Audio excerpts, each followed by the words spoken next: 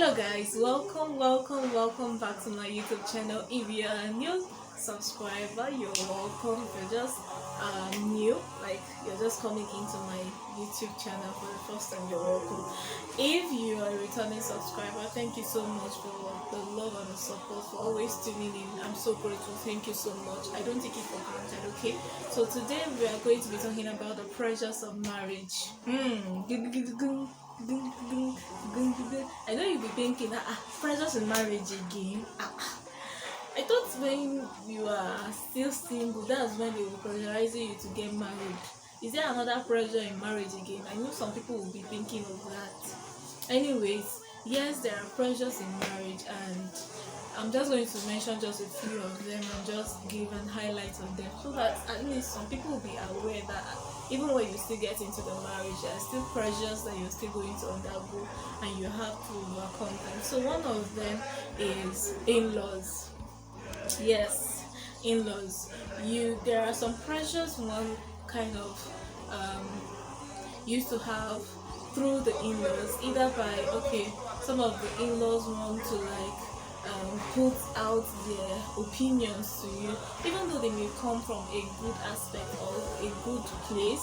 For instance, I say they call and they're like, oh, what did you cook for your husband today? And you're like, I cooked rice, so we ate rice today. She's like, rice again?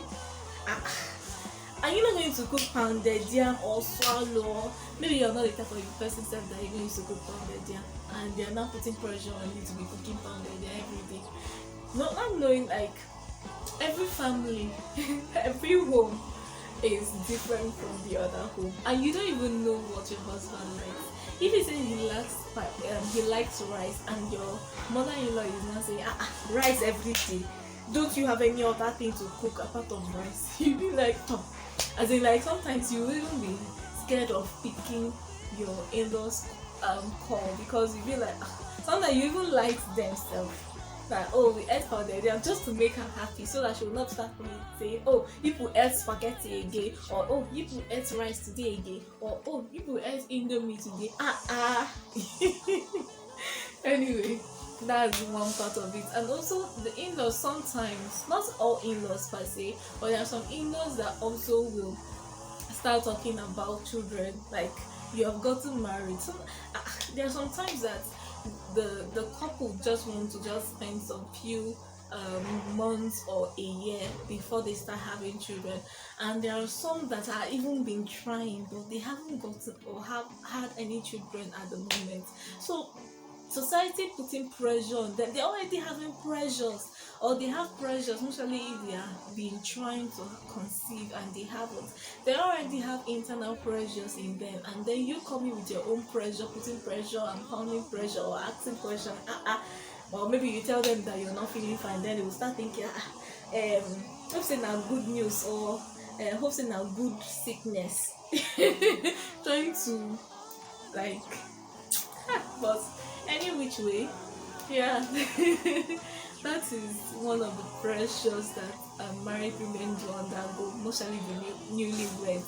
But if you're giving birth once and it's your second child, they don't usually put pressure on you like that. But as a newlywed, and maybe you have spent 5, 6, or even a year and you haven't given birth, then be ready for pressures, and definitely you will still, even immediately say, they will say, I hope you come and carry bundle of joy in 9 months time. 9 months, they're already calculating. They're even womb watchers are already thinking, between this time you're supposed to be pregnant, between this, they're even calculating for you. Okay, so we are moving to the next one, which is financial pressure. There are lots of financial pressures that occur in marriage. Sometimes the devil try to put their hand in one thing or another. That's why it's always advisable that when you get into marriage, don't be relaxed. Put your home in the hands of God. Be prayerful. Always pray. Prayers can never be overemphasized, my sister and my brothers.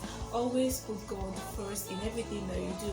Definitely challenges are going to pop up. Definitely challenges will going to arise from one place to the other that will also need financial help or finance will be needed, but please don't be over pressurized.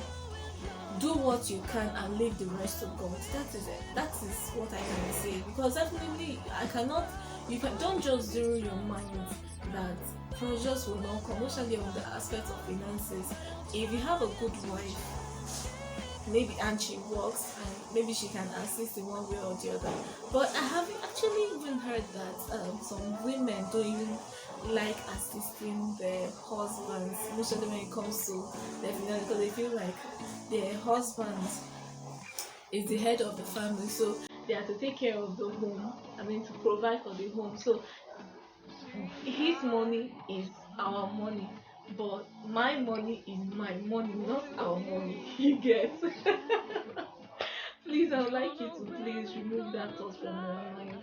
When you guys were joined together, you guys were joined together to become one, not two entities, but one. So please, always try and work hand in hand. If your partner doesn't have, doesn't mean you cannot assist your partner. Okay. All right. The next one is children pressures. Yes, even when children come, so there are sometimes that pressures from children also arises. Usually, like if you have a stepchild, yes, if you have a stepchild and the parents are still alive or they are still around, one way or the other, there are challenges that will, I mean, there are pressures that may arise either from the aspect of the wife in concern.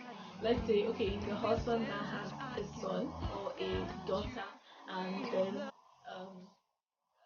either way, anyway, he definitely the husband will have to still keep in touch with um his his um son's or child's mother. Is the child's mother definitely has to keep in touch with the child's mother, and doing that, sometimes the if the wife is not in a good place, she will start having some pressures here and there, and it will be like, okay, I want this child to have this kind of character, and then the mother or the family of the child or the mother of the child also want to have this kind of character, and there will be a clash for the child and the way they want. I don't know if you get me. Okay, let me calm down and try to explain. And so you have a stepson. Let's say I have a stepson, and then my husband always interacts with the his child's mother, so that they can come into or have one mouth. Anyway, so if I want something, let's say I want him to be obedient, and the mother doesn't want the child to be obedient. I'm just giving an instance. Please don't get me wrong. I'm not saying the mother doesn't want. Okay, so let's say he doesn't want um him to be obedient.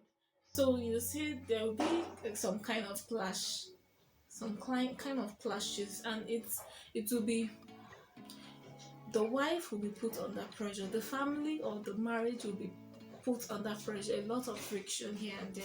So please, let's let's be calm and put everything into the hands of God. And before you take any decision, always communicate with you and between you and your partner, so that um, some things that can be avoided will be avoided.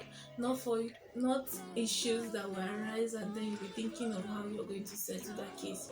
I don't know if you understand what I'm trying to say. Anyway, alright, so I'm going to wrap it up here, and the next video you'll be seeing, hopefully, maybe it will be a continuation, but definitely there will be a part 2 for this video. Might not be under marriage, but something pertaining pressure. Let's keep in touch, and make sure your notification bell is still on, so that you'll be notified when I post a new video. Thank you all for watching. God bless you all. I love you. Take care.